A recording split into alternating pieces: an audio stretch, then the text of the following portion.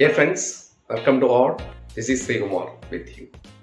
ഇന്ന് ഞാൻ പരിചയപ്പെടുത്താൻ പോകുന്നത് ഒരു ക്രേസി വെർബാണ്. ക്രേസി വെർബ് എന്ന് പറയുമ്പോഴത്തേക്ക് നിങ്ങൾ എന്താണെന്ന് വിചാരിക്കും. ക്രേസി വെർബ് അല്ലെങ്കിൽ ഒരു അത്ഭുതപ്പെടുത്തുന്ന വെർബ്.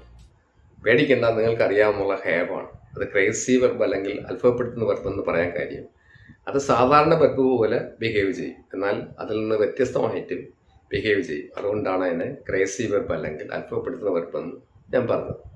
നമ്മുടെ ഇംഗ്ലീഷിൽ ശരിക്കും പറഞ്ഞാൽ പ്രധാനമായിട്ടും 3 വെർബേ ഉള്ളൂ.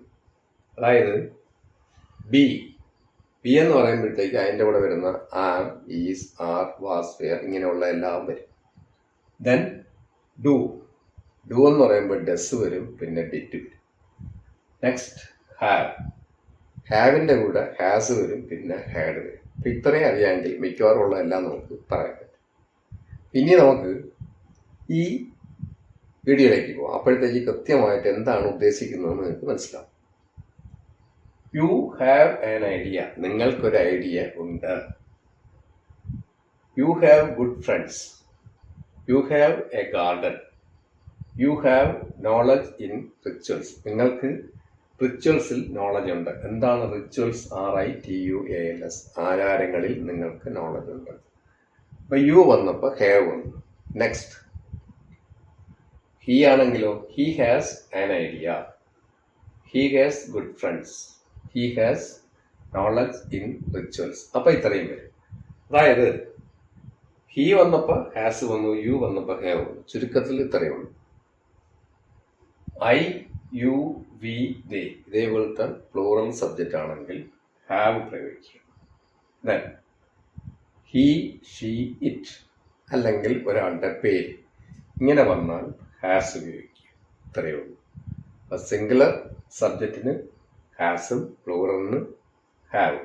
ഇപ്പോഴത്തേക്കും ആ സ്റ്റേറ്റ്മെൻറ്റ് എങ്ങനെയാണ് ഉണ്ടാക്കുന്നതെന്ന് നമുക്ക് വ്യക്തമായി മനസ്സിലായി.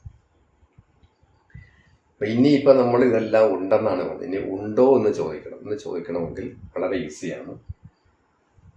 ഈ സ്റ്റേറ്റ്മെൻറ്റ്, അതായത് പ്ലൂറൽ സബ്ജക്റ്റ് വരുന്ന സ്റ്റേറ്റ്മെൻ്റ് ആണെങ്കിൽ അതിൻ്റെ ഫ്രണ്ടിൽ ഒരു ഡു ചേർത്താൽ മാത്രം മതി. Do you have an idea. നിങ്ങൾക്കൊരു ഐഡിയ ഉണ്ടോ?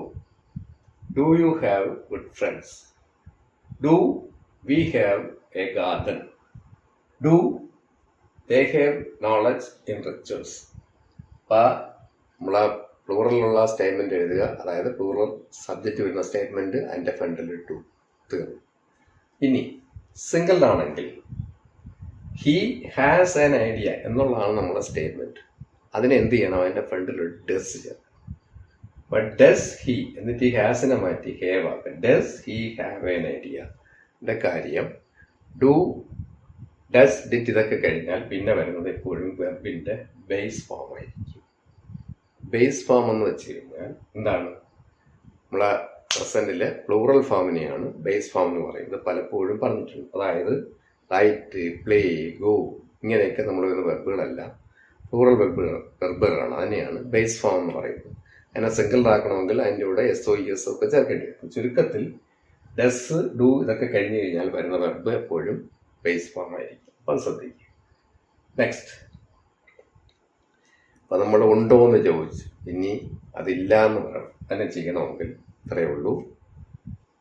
ഈ സ്റ്റേറ്റ്മെൻറ്റ് ശ്രദ്ധിക്കുക. അതായത് സബ്ജക്റ്റ് ഏതെന്ന് നോക്കുക. അത് ബഹുവചനമാണെങ്കിൽ അത് കഴിഞ്ഞ ഉടൻ ഒരു ഡോണ്ട് എന്ന് പ്രയോഗിക്കുക. Do not.